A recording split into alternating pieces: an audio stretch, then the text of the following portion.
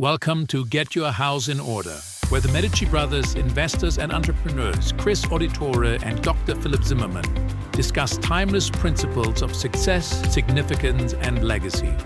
A podcast for business owners who want to design a beautiful life and a beautiful business. Sponsored by the one and only exclusive Medici community. Welcome back to Get Your House in Order, where we talk about designing a beautiful life and a beautiful business. And we've started kind of talking a little bit about your book, Chris, Get Your House in Order, that you wrote on Cosimo de Medici. And today we want to talk about the house of relationships. Now, I remember how I started in public speaking a long time ago, and my dream was that I could always go from the back of the stage to the stage, give my address, give my speech, and then kind of walk back and not needing to see anybody. And at one point, somebody took me aside and said, Philip, you know, your impact is made by walking slowly through the crowd. The more you can connect with people before you talk, the more impact you actually will have. And how the relationships are actually the key to having really an impact. And that made me start to read. You know, it started with How to Win Friends and Influence People, Dale Carnegie, the classic. And I read many books on relationships because it does not come natural to me as much as it comes to you, because you are just phenomenal with that. That's one of your superpowers. But talk to us about Get Your House in Order and the second house that you kind of discovered from Cosimo de Medici. And now, for anybody who did not listen to the first episode, just give us also a little bit background on Cosimo de Medici, and then what you discovered in the second house. Well, Cosimo il Vecchio, Cosimo the Elder, that's what I based this book on, Get Your House in Order, is an incredible business guy. It's an incredible entrepreneur, business guy, first generation wealth creator. He started the Medici Bank. His dad actually started it, but he made it successful. There are just a million things you can learn from this guy. I've taken a deep dive as my hobby to learn about the Medici family, and then really worked out the principles for us business people. Because this is what I discovered. There are 1,000 books written on the Medici family, but they're all written by historians and art historians. Now, I'm studying art history, but I cannot consider myself a historian. I've only always had a fascination about history, but I'm a business guy, and so I understand the principles. So when I looked at the story, I really tried to work out the principles that are applicable. And in a sense, I was very surprised to find that he was not just a kind of the shrewd banker who knew how to set up a business, and we'll talk about business in one of the next episodes. But he was really a phenomenal relationship person, so much that at the end of his life he was termed pater patriae, which literally means, translated, father of the fatherland. And so this is a title that people gave him afterwards, that he was a father. And obviously, it started with a father to his family, but not just a father to his family. He actually adopted the whole city of Florence and kind of fathered the city. And so if that doesn't speak about him being great at relationships, I don't know what speaks for that. Yeah, and part of what we've set up with the Medici community is that you actually take groups and people to Florence. And I take him actually to the Palazzo Medici Riccardi, yes, which is the house of relationships. And we kind of talk through how did Cosimo really build strategically. And I say strategically because, again, it did not happen by accident. It wasn't just like one day he woke up and he said, oh, I'm going to be great at relationships. He really cultivated an aura as a business guy that he was a relationship person. And so we go to the house, we take the walk through the rooms, and we kind of have the conversation. How do we, as business people, how do we build relationships? So if you're listening and you're a business owner or entrepreneur and you want to go with experience Florence with Chris together, you can go to medicilegacy.com and we can sign up for kind of a discovery call to see, are you the right fit? We have an exclusive but unbelievable community that has developed over the last months, and so it's beautiful. And you actually take them through, and a big part of it actually out of the community is the relationship. because it's not just something we study, it's something that we live. We really believe in the power of relationship. Well, let me kind of frame it this way. The older I get, the more relationships are actually important to me in business. Okay, now at the beginning, when you start off your career, it's very transactional. Transactional means, and I would say that I've been part of that, for 20 years. I've been very transactional. I'm a deal guy. I always, because part of my background is in real estate investing. The other side is business development. But, you don't become successful if you don't know how to do deals, how to do transactions, how to put big transactions together and actually accomplish kind of the next project. But the older I get, the more actually important it is for me to build out relationships in business, because if you build out a solid base in your with relationships to other business people, it helps tremendously also on the transaction side. So, I don't want to say that this is the only reason why we need to be developing our relationships professionally and in a good way, but it helps tremendously. Now oftentimes, because we invest as a family, we have our different investments that we place. We send, I don't know, how many pitch decks per week do we get, Philip? 20, 25 pitch decks per week where people are inviting us to invest as a family. And we have a process on how we work through that. And some people just show up and they just want a transaction. They just want you a Series A, angel investing, a new VC fund, and they want us to invest. And I'm like, well, obviously we're happy to have a look at your investment because we're always looking at good transactions. We're looking at good investments that we can place. But quite honestly, the people that we really invest with is somewhere where we've built a relationship, where we know not just there's a good business, but there's also a good person behind it. And so we are tremendously interested in building strategic relationships. And part of what we do with the Medici community is really cross-nationally kind of build this out. Well, I remember at our last conference, so we do a conference in Mallorca where we both live. Every year, and you actually started when we talked about the house of relationship. You actually started of your background in law is actually makes you kind of a little bit suspicious when it comes to deals, business relationships. That you actually that something will go sour, something will not work out, and then the question you ask is, you remember? Tell me. You ask the question, who do I want to call when things get difficult? Do I want to call a friend or just somebody who's neutral or an enemy? Okay, so let me just kind of rephrase that, how I would say it today. Because I'm a lawyer by training, so I'm a German lawyer by training, specialized in corporate law. So as lawyers, we are trained to look for the bad things to happen. That's why you need lawyers. You don't write up contracts because things are nice and sunny and beautiful, but because things go bad. And the question is, what happens if things go bad? And that's why we do these law courses. So my whole brain kind of professionally was trained to look for the difficulties and look for the flaws and look for the things that go wrong. How do we split up? A big part of every contract is, how do you actually part again? You come together to do the business, but then if it doesn't go well, how do you split it up? And so I'm trained like that. But over the years of developing relationships and signing a lot of contracts, I'm like, I don't want to spend my life in front of law cases. I don't in front of judges. I don't want to have litigations. I don't want to have that, because that actually, is it's negative. For your psyche. If you have big law cases, it's not a fun thing to kind of process. And every business guy who's gone through that, and we all have at some point. It's draining. And so the question is, if you enter into a binding law contract, yes, you need to pin something down in paper. But actually, the question is, who's the person on the other side of the table who's signing? Mm-hmm. And is there a relationship that we formed? And in a sense, my idea is that yes, something will go wrong over business. Business is difficult. Setting up companies, designing products, doing transactions. That there's a lot of friction that can happen.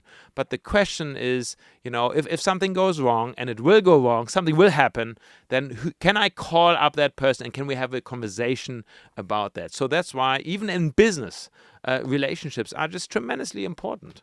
Yeah. So when you studied Cosimo, you saw that the palazzo, the house of relationship, was a key cornerstone of his success. Back in the day, family and the close relationships, they were much more tied to also business than often they are today, even though we emphasize and encourage people to really think through how to actually set up your business as a family, because even if your wife or spouse is not involved in the business, they are involved in the business if you're a true business owner and entrepreneur. But the first room from the palazzo and the first house rule is don't jeopardize your family. So this is extremely important to me, and it's come out of some crises that I've had. Over the course of my life and us creating family. So my wife Andrea and I, we've been married for 24 years, 24 years. So we got married very young, and we've always been creating things together in business. So we've worked together. My wife heads up a whole bunch of companies, is the Geschäftsführer, is the director back in Germany. So we've always worked together. But at the same time, we've grown a family. So we have 3 sons that we have. 2 of them are still living with us at home. One is off now to his studies in university. But we've always had to kind of balance business and family. This has just always been our setup. And Philip, you know that we grew up in an entrepreneurial household. Our parents have always been in business, and we got a lot of our education around business from the dinner conversations we had with mom and dad at the table, or dad taking us with us on his business trips, to Thailand and to Dubai and to Bosnia and to Italy, all the great things that we've learned along the way. So we, in a sense, we've always had this thing to work out. How do you do business and how do you do family, and what do you do and how do you do it if it's kind of combined? Mm-hmm. Now, looking at Cosimo, it was absolutely a family business. The Medici Bank back then was a family business. And in a sense, this is only a modern day phenomenon that you kind of divide this. For hundreds of thousands of years, people have always had family business. If you owned a farm, you had the family involved in the farmland. If you were a carpenter, your sons were carpenters. So always business and family were connected. Now it's only been in the recent times that we've kind of divided that in society. So I know a lot of business guys who kind of work on their business, and then they get home to their family, and their family has no clue what they work on during their business hours. And I actually see a problem in that. And some of the conflicts that arise in homes is because there's this great divide. And so part of the conversations we want to have is, how do you not jeopardize your family? Mm-hmm. And if you don't know the English term jeopardizing your family, how do you not destroy your family as you're being successful, as you're trying to risk your family? Yes. How do you not risk your family as you're trying to build your company? So I think this is an extremely important conversation. It's the one that gets us all teary, because we all have some regrets. I mean, I can share more about mine, but this is a difficult point for every specifically successful business person. Now, if you're not successful and just kind of trotting along the way, you may have a lot of time with your family and basically, not achieve something great on the other side. But if you want to have both, if you want to, create success and create a beautiful family, then you really need to learn on how to do that. Well, it's fascinating how we spend, as business people, we spend a lot of time, designing our business, but often not designing how we want to live our family, how we want to involve our family, how do we want to how do we want to structure our family, how do we actually making sure that it's not just success on the business side, but also success on the family side. One thing I enjoyed a lot was I had a conversation just a few days ago with a new member from the Medici community, who just joined a few weeks ago, and he told me that he very successful in a lot of different areas, but he said I never involved my family, and hearing from you guys how this is important, I actually hired my 2 teenage sons to be interns in my company, so that I can actually we can create this together. We can they can already learn, they can already experience it, and I thought, hey, if that's all you are going to take out of this, that's awesome. That is awesome. Well, I mean, some don't have kids, and it's not easy to kind of involve kids in business. We also have all probably heard lots of stories on how family businesses have fallen apart over, fighting over some money when the patriarch passes away. How does that all unfold? So lots of difficult questions around that theme as well. But if you are married and you have a spouse, then you need to find a way to include the relationship with what's happening at work. If you don't, you're risking a blow up. Now, and I tell that out of many tearful conversations I've had with business owners who've created incredible companies that where they employ thousands of people. And have lots of money by now in the bank account, and lots of nice big houses around the world where they can stay with their family. But over the course of doing that, they lost their spouse. There was an affair. There was a breakup. There was a divorce.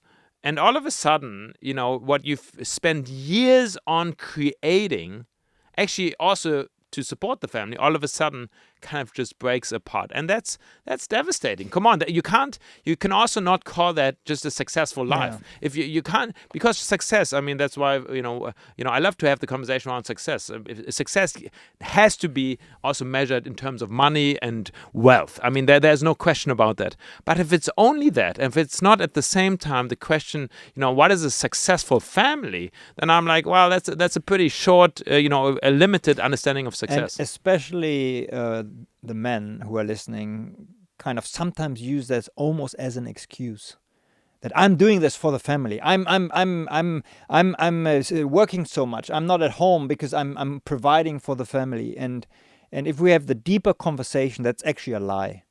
It's actually not true, because if you do it for the family, you would take your family with you. You would make sure that there's a healthy design in both aspects. So I remember we had the conference here, the Medici conference in Mallorca, and a highlight for everyone was you and Andrea, your wife, giving a talk, talking really about a crisis that you had in your own marriage, and how you dealt with that, and what you kind of learned out of that. So just take us into that. What happened there, and how? Yeah, it's a painful story. It's a painful story because crisis is never beautiful. Crises are always devastating. Or it's not a crisis. Sometimes people talk about, we had a crisis and blah blah blah.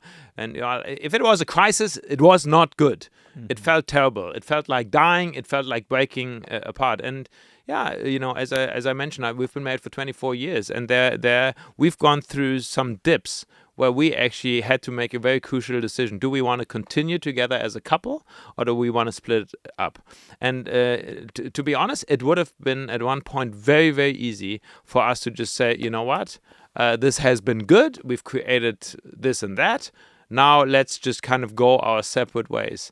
And we wrestled through that, and we shared at the conference around that, and probably we'll share again in the future around that theme, because we really feel now that because we've gone through this together and we stuck it out and we kind of fought it through, that our relationship really is on a whole different level. But I'm not proud of the things, some of the things that we had to kind of wrestle through. Well, that's why this theme of get your house in order. I hope that people realize when they listen, it doesn't come out of a position just out of strength. It comes also out of a position of humility, of saying, this is what we are striving for, but it's a work in progress. Well, and every family is a work in progress. Yeah. I mean, every family has good sides and bad sides and ugly sides. And if I think even of our family, Philip, we have family business. We do things together. We have set up our family foundations. We've got a whole bunch of businesses together. But we also know that there's a lot of stuff also within our family that really is not ideal. It's not perfect. It's not beautiful. And we need to work on this. And so, in a sense, we're just providing now here with a framework where we really have these conversations and just say, this needs to be discussed. So one of the things that I find terrible around family businesses is that they don't have conversations around the dinner table where everyone is included. There's kind of a patriarch, there's a matriarch, and they make the decisions, they do the investments, they do the financial stuff, and then the rest, basically just, have to follow along. And that's terrible. There needs to open up a level of conversation where we talk with each other, and there are difficult things. Also because life is difficult. I mean, so I'm thinking of one situation. One friend of ours is going through a terrible health crisis at the moment. There's a sickness in the family, and all of a sudden, even his business is affected because he needs to now focus in on this whole crisis that is around health. And all of a sudden, this is center spot of his attention. Now, if you don't have a loving, healthy environment within your relationships around that, things can very quickly get off balance. And so the more you can cultivate around you as an entrepreneur, around you as a business owner, healthy relationships, the better in times of need, in times of crisis, you can face these challenges. Yeah. So one tactical thing I want to throw in is that we all, doesn't matter if we have our own family, if we are married, if we have kids, but thinking of one person in our family or extended family where we would say, I want to have a deeper relationship with that person, or I want to heal something, or I want to take this relationship to a better place. Just sit down for 10 minutes and make a simple plan. What would be a 3-step plan would be? It's like when you're a business, you make a short marketing plan or a promotional plan. You know how to do that, but we don't do it with our family. Just writing down, okay, this is the name of the person, and what would be good 3 good steps to actually do that. Now that was just house rule number 1: don't jeopardize your family. The second one is befriend kings and popes. From the Palazzo. Talk to us about befriend king and popes. And what Cosimo de Medici used his family home, the Palazzo Medici Riccardi, to host literally kings and popes over the course of his lifetime, different popes and different kings from all over at his home in order to sit down and have these off-site conversations, at what we do when we sit at home. So it's not in the office, it's not in a conference room, but it's really, at his home. And so he built some extremely strong relationships with influential people. And so one of the things that I am wrestling with and thinking through, how can I build strategic relationships with people of influence? Like if I say kings and popes, obviously, these were the influential people back then, the rulers of the countries, of the different states. And Cosimo, as a business guy, basically put that on his agenda, that he's not just building out great business relationships, but also of the power brokers in this world. And so one of the questions we need to ask is, how do we do that? How do we not just, show up for a conference, for a speech? How do we not just show up when we need money or we need a project to be lobbied in politics? But really, how do we cultivate relationships at a very high level? There are things you can do in order to achieve that, and there are things you better not do in order not to do that. And it's not as difficult as we sometimes think, especially when we're in a local setting. There are some people in a city, where they have the influence. They are shaping, and we often only want to approach them when we need something, and that's actually too late. It's already kind of saying, okay, how can I be of a help? How can I actually be a giver before I take something and build that into really the way I structure my life and my business, that maybe at some point, I do have a Rolodex of people to call when I really need it. But it is by being a giver before you are actually a taker. And that goes to all the relationships we are building, but especially with kind of kings and popes.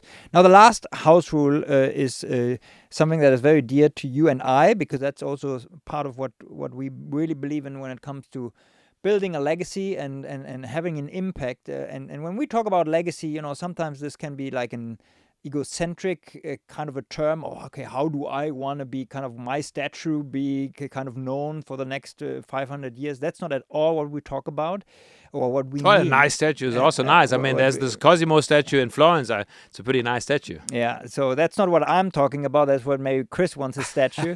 But it's really kind of leaving a legacy through other people that we have influenced, invested, shaped. And choose your Donatello is basically the house rule. So Donatello was the favorite artist of Cosimo de Medici. He actually invited the artist to live at his home, and they would have daily conversations about the artwork that he was creating. So the David by Donatello, world famous piece, has been created there, really in the conversation between the patron and the artist. And so the whole conversation of patronage, where do we sponsor? Where do we equip? Where do we invest ourselves as business owners into other people in order to create something as beautiful as artwork, architecture, or even other, companies that kind of can develop out of that? So choose your Donatello is really kind of a call for us to cultivate relationships where we actually, kind of give. Where we really set it up, we are giving, we're mentoring, we're passing the baton on to the next generation or to the people that also need it. Yeah, I mean, if I look at some of the people who've shaped me a lot, were really people who invested into me early on. 100%. Same is true for me. As mentors. I remember one guy. He actually was a photographer before he built a very successful organization. And I spent a few months with him, and he was kind of the guy. If we drive together in the car, I would be the one who's on the left side of the autobahn, kind of driving fast, and he would shout, "Stop!